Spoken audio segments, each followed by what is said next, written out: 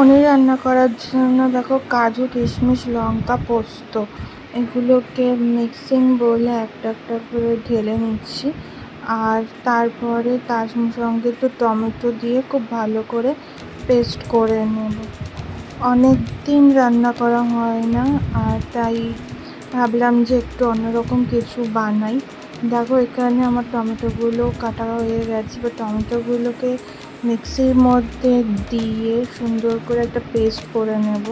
আর পেস্টটা খুব ঠিক হয়েছে, সেটা তোমরা দেখলেই বুঝতে পারবে। দেখো এখানে খুব সুন্দর লাগছিলো দেখতে, কালারটাও ভালো এসছে। আর এবার পনিরগুলোকে স্লাইস করে নেব। ভেবেছিলাম পনিরগুলোকে সবগুলোকে সমান ট্রায়াঙ্গেল বানাবো, বাট সবগুলো ট্রায়াঙ্গেল হয়নি। এখানে আমার পনিরগুলো সব কাটা হয়ে গেছে। দেখো এক একটা এক এক রকম শেপ হয়েছে। চেষ্টা করেছিলাম বাট পুরোটা করতে পারিনি।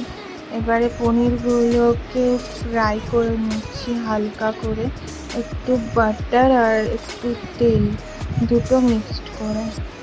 পনিরটা ফ্রাই হয়ে যাওয়ার পর তেলের মধ্যে একটু পাঁচফোড়ন আর তার মধ্যে মিক্সচারটা ঢেলে দিচ্ছি। দেখো এবার এটাকে একটু ভালো করে ফুটিয়ে নেব। আর এর মধ্যে দিয়ে দিয়েছিলাম হচ্ছে লবণ। আর অন্যবার আমি টমেটো দিলে দই দিই না, বাট এবার তার মধ্যে দইটাও দিয়েছিলাম, তার জন্য একটা আলাদা টক ফ্লেভারও এসেছিলো আর খেতেও ভালো লাগছিলো। দেখো এখানে দই দিয়ে খুব ভালো করে মিক্স করে নিচ্ছি। আর এটা দেখো পুরো মিক্স হয়ে যাওয়ার পর ভাজা পনিরগুলো গ্রেভির মধ্যে দিয়ে পুরো জিনিসটাকে রেডি করে। এবার বাকি পনিরগুলোকে পুরোটা একসাথে ঢেলে দিচ্ছি মিক্সচারে।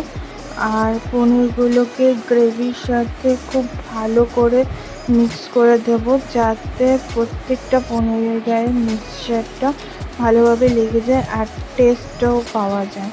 দেখো এখানে আমার গ্রেভি অলমোস্ট রেডি। এরপর পরিমাণ মতো ঝোল রেখে আমি পনিরটাকে নামিয়ে নেব। তোমাদের কেমন লাগলো রেসিপিটা জানিও। এর আগেও তোমাদেরকে আমি এরকম রেসিপি দেখিয়েছি, কিন্তু এবার যেহেতু আমার একটু স্বাদটা অন্যরকম লাগতো, তাই আমি টমেটোর সাথে এবার টক দইটাও দিয়ে দিয়েছিলাম। তো তোমরা জানিও তোমাদের কেমন লাগলো। আর আমার পনির রেডি টু সার্ভ। দেখো এখানে কালারটা কি সুন্দর এসছে, আর পোস্তর দানাগুলো একটু ইনট্যাক্ট ছিল, তাই আরও ভালো লাগছিলো।